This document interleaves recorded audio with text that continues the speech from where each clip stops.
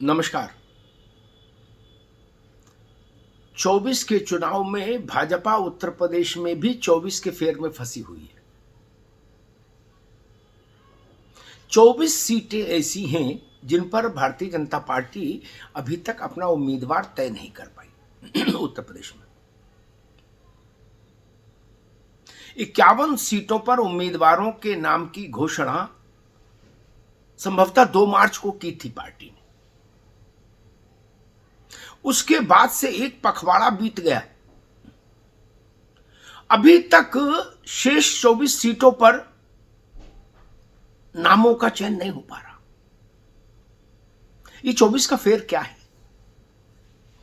और इन 24 में 19 सीटें ऐसी हैं जो 2019 में भाजपा ने जीती थी और 5 सीटें ऐसी हैं जो 19 के चुनाव में वो हारी थी। तो ना उन हारी वालों पर तय हो पा रहा उम्मीदवार और ना इन 19 जीती वालों पर। बड़े बड़े सूरमा लटके हुए। गांधी परिवार की पुत्रवधू और गांधी परिवार का प्रपौत्र मेनका और वरुण गांधी का भाजपा क्या करना चाहती है अभी तक तय नहीं हो पा रहा। लड़ाना चाहती है, नहीं लड़ाना चाहती है, इनको वानप्रस्थ देना चाहती है, अनिवार्य सेवा समाप्ति देना चाहती है, ये क्षमादान देना चाहती है, अभी तक दुविधा की स्थिति।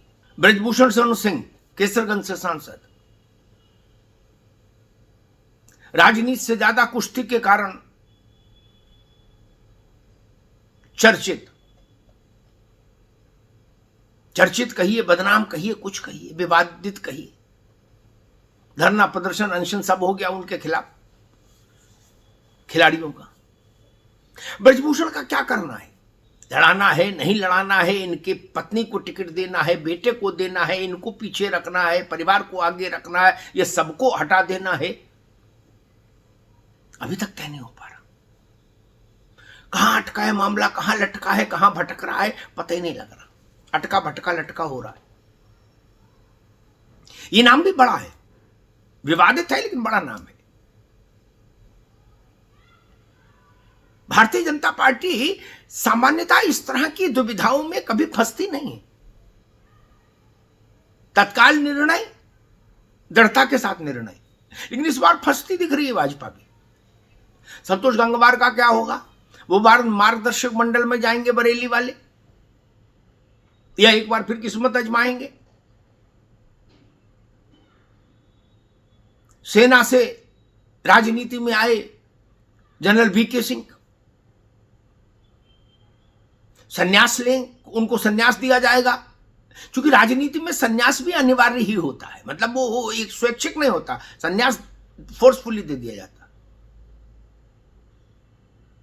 या एक बार उनको अवसर मिलेगा, या उनसे कहा जाएगा भाई आपकी भी उम्र हो गई, चलो अब आप संन्यास लो, वानप्रस्थ जीवन जियो, मार्गदर्शक मंडल टाइप का।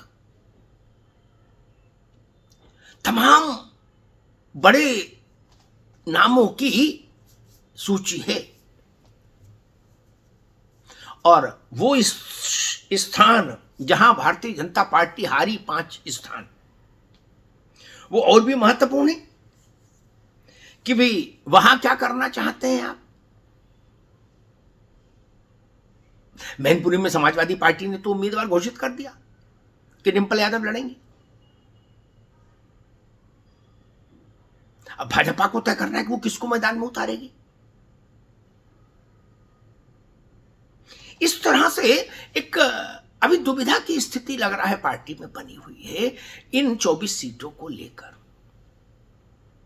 पार्टी में ये तय करना अभी शायद कठिन हो रहा है, लेकिन चुनाव की घोषणा हो गई शनिवार को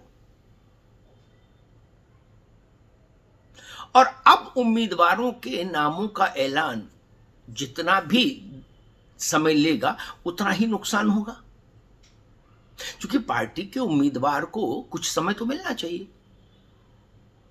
और यही स्थिति इनके साथ भी है। समाजवादी पार्टी के पास, उनके पास भी 21 सीटें अभी ऐसी बची हैं जहां उनको घोषणा करनी है कि कौन लड़ेगा। 21 सीटें।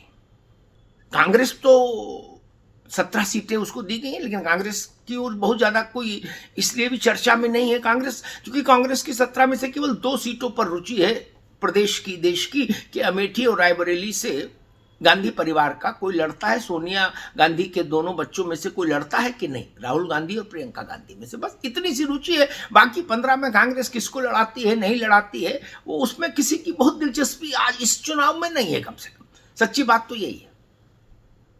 लेकिन हाँ, 2 सीटों पर जरूर रुचि है जो कांग्रेस के खाते में गई हैं, अमेठी और रायबरेली, और वो भी सिर्फ इसलिए रुचि कि गांधी परिवार से कोई लड़ता है कि नहीं। अगर ये तय हो जाए कि नहीं, गांधी परिवार से कोई नहीं लड़ेगा, तो वो सीटें भी सामान्य सीटों में तब्दील हो जाएंगी कांग्रेस की, जैसे शेष 15 सीटें हैं 17 में से, फिर 17 सीटों से रुचि समाप्त हो जाएगी, चर्चा समाप्त हो जाएगी उन सीटों की। वैसे भी इस चुनाव में सस्पेंस और कौतूहल और उत्सुकता का जो तत्व है वो पूर्व के कई चुनावों से बहुत कम है। सामान्यतः एक धारणा सी है, जैसी धारणा 77 में थी, जैसी धारणा 84 के चुनाव 1984 के चुनाव में थी, लगभग उसी तरह की एक धारणा सी देश की हवाओं में, सियासी हवाओं में तैर रही है। इसलिए कौतूहल, उत्सुकता, कयास, अनिश्चितता, ये सब कंपोनेंट बहुत कम है इस चुनाव में, और उसमें भी अगर कोई बड़ा आदमी नहीं लड़ रहा तो बिल्कुल ही खत्म हो जाता। भाई अमेठी से राहुल गांधी लड़ेंगे, रायबरेली से प्रियंका जी लड़ेंगी तो चर्चा है, नहीं तो क्या चर्चा। फिर मैनपुरी से डिंपल जी लड़ रही हैं इसलिए मैनपुरी चर्चा में रहेगा, आजमगढ़ से धर्मेंद्र लड़ रहे हैं इसलिए चर्चा में रहेगा, कन्नौज से अखिलेश जी लड़ेंगे इसलिए चर्चा में रहेगा। बसपा के चूंकि मायावती जी नहीं लड़ रही, आकाश भी कहीं से नहीं लड़ रहे अभी तक की जानकारी के मुताबिक, इसलिए बसपा की किसी सीट पर आप चर्चा नहीं सुनेंगे कि 80 में से किसी सीट पर चर्चा हो कि वहां बसपा का क्या होगा, कहीं नहीं। स्थिति यह है कि अगर विपक्ष की ओर से बहुत बड़ा व्यक्ति चुनाव नहीं लड़ रहा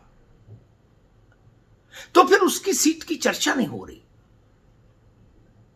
यह स्थिति वैसी ही है जैसी 77 के समय में लगभग थी और या 84 के समय में थी। हां, भारतीय जनता पार्टी में ये 24 का जो फेर है, इसको लेके भारतीय जनता पार्टी के अपने अंतःपुर में जरूर उहापोह है। बड़े चेहरों को संशय के झूले पर झूलना पड़ रहा है, उनको अनिश्चितता के हिंडोले में झूलना पड़ रहा है। चाहे वरुण हो, चाहे मेनका गांधी हो, वीके सिंह हो, संतोष गंगवार हो, ब्रजभूषण हो, इस तरह के बड़े कद के लोग, अब उनके ऊपर कार्यकर्ताओं का भी दबाव है कि साहब बताइए लड़ेंगे आपके नहीं लड़ेंगे, हम वैसे अपनी भूमिका तय करें। चुनाव की घोषणा हो गई, पहले चरण से लेके और 7वें चरण तक हर चरण में उत्तर प्रदेश में वोट है। यह भी शायद पहली बार हुआ होगा कि 7 चरण में उत्तर प्रदेश में मतदान रहेगा, ये बड़ी बात है। और उसके बाद 24 सीटें अभी अघोषित, ये दुविधा है, ये ऊहापोह है।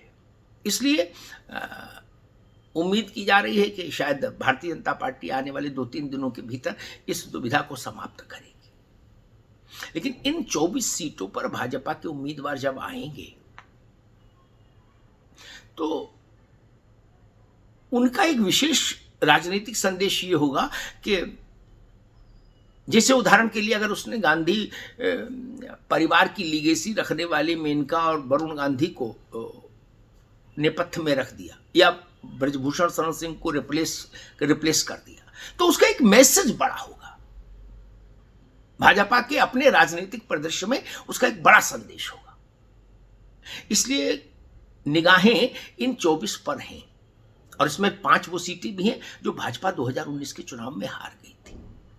उन पर भाजपा अपने लिए क्या रणनीति उचित मान रही है, उसका भी खुलासा तभी होगा जब उन 5 सीटों पर उम्मीदवार सामने आए भाजपा का। तो मुझे लगता है कि आने वाले 2-3 दिन इस दिशा में बहुत महत्वपूर्ण होंगे। तो कई बड़े बड़े राजनीतिक सूरमाओं के भाग्य का फैसला ईवीएम से पहले यही हो जाएगा, टिकट मिलती है कि नहीं। 2 इम्तिहान होते हैं, एक टिकट का और एक ईवीएम का। टिकट वाला इम्तिहान भी छोटा नहीं होता राजनीति में, इसलिए टिकट वाले इम्तिहान में इन सूरमाओं का क्या होता है, इसका निर्णय 2 से 3 दिन के भीतर हो जाना चाहिए। धन्यवाद।